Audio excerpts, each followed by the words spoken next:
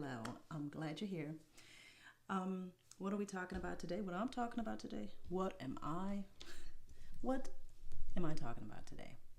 Today, I want to talk about the fear of being seen, as in how it relates to adoption and being adopted, and how it impacts me today as an adult. Because I had this fear of being seen, and a lot of times I didn't really know where that's what it was. I did not really know that was fear of being seen when I started getting anxious, when I didn't accept a great opportunity, for example. I did not know it was my fear of being seen that was triggered when I was in awkward social situations.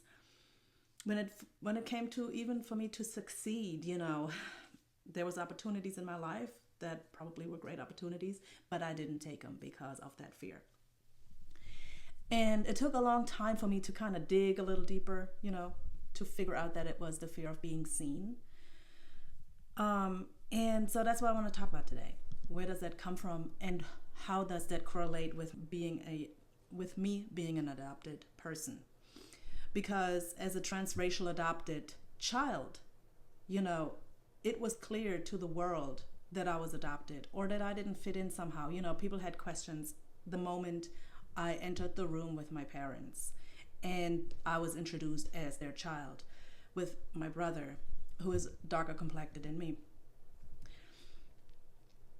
And I could feel the questions. As kids, we pick that type of stuff up quick. That's why, I think adopted people are really quick at reading people. But at the same time, as a child, I did that as a survival thing because I knew somebody had a question and I didn't want to talk about it. I didn't want to answer that question. I felt kind of put on the spot. And also, I didn't want people knowing everything or question me or my purpose, why I'm here with my parents, So yeah, I think that played a role for me growing up, that constant presenting as different. I grew up in Germany in a very small village, and people knew exactly who I was based on our appearance, So yeah, that was in hindsight, where I believe I developed a lot of that fear of being seen, because as a child you want to fit in. As a teenager, I wanted to fit in. I wanted to be normal. I wanted to be like my peers. I didn't want to stand out every time I walk into the room with, my family or going in a social setting, birthdays or anything like that. And my parents had a lot of social activity and social life. So the exposure was great. And yeah, of course, once we were around people that had already known, but it was still always, this unspoken question mark or looks or a certain look or a certain vibe that you get as a child, and you understand, okay, this is different from me than for other people. And mind you, I didn't know for a long time that I was adopted. I was told that I was adopted around the age of 11, which is very late, especially as a transracial adopted person. Don't recommend. And it was a huge shock. It was a huge shock, So yeah, and I believe my fear of being seen that translated later on into social anxiety and not wanting to stand out, don't call on me, don't ask me any questions. It really kind of trickled into that. And later on, it really suppressed, this anxiety kind of suppressed my voice. I was not able to speak in certain situations, and I didn't know why. I did not understand why I was so anxious. So if you're an adopted person, a transracial adopted person, and you suffer from these things like social anxiety, fear of being, or if you don't know if it's the fear of being seen, check if you have any kind of reservations of speaking your truth, speaking out about what's important to you. If you feel anxious, if somebody points you out, if you avoid maybe a great job opportunity just because you fear, or your anxiety around it.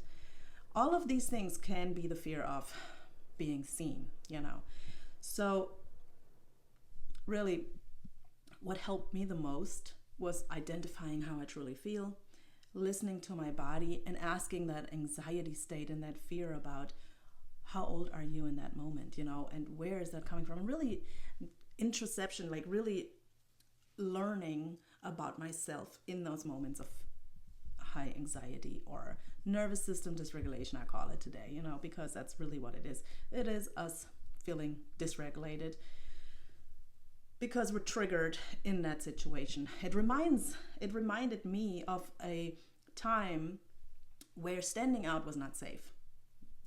Standing out didn't feel safe because I didn't want to be questioned. I didn't want to be different. I didn't want to be pointed out or be made the center of attention around my trauma and my adoption and my story, And, sometimes that was what I had to do. I just had to tell people because they didn't believe me. Like, what? That's not they can't be your parents, that people are like that. They just blurt out and you're like, yeah, they are my parents. And if you at some point you have to say, well, I was adopted, and that part right there, that you always have to explain it. And everybody tries to, everybody around you really tries to say, oh no, you're part of the family. We love you just as much as you were our own, and all of these things. And oh yeah, your parents are amazing, and that they, but then it goes right back to that they adopted you. They are so amazing because of this, So there it is. It's not really because of me. It's because I was adopted. So no, I didn't want this kind of attention all the time and have that, be the center of the conversation. So later on, when I didn't enter rooms with my parents anymore or any longer, it became easier. But you know what? This was already written in my nervous system as a threat. This was already something I experienced as something that made me uncomfortable. And this is why it was triggered every time there was a situation where I was spotlighted or highlighted or somehow elevated. And instead of me taking those opportunities and going for it and saying, yes, what a great opportunity, what a great thing, whatever it was, I inside crumbled with anxiety, not knowing that it's my nervous system that was activated. In hindsight, that's the part of me that was fearful of being seen. So yeah, if that's you, you're like me, and it's totally normal, because it makes sense to the body. It makes sense on a nervous system level, okay? It makes a lot of sense because your body is trying to keep you safe. Your body is an incredible machine. We as human beings are incredible beings, and we learn from our experience. So no wonder your body is like, oh, high anxiety for anything that highlights you, because this was a threat in the past. It was uncomfortable. It made you dysregulated. It made you feel small, or whatever the case may be. So for everybody out there who might struggle with this type of anxiety and this type of fear, I just want to put that out there, that this can be a possible cause. I mean, there's many things trauma can cause. The fear of being seen, and because it wasn't safe, for different reasons growing up, and it's just one layer of it. But that was one hard layer for me that I had to really unwrap. It took a long time. So I just want to share that with you, and hopefully it helps somebody.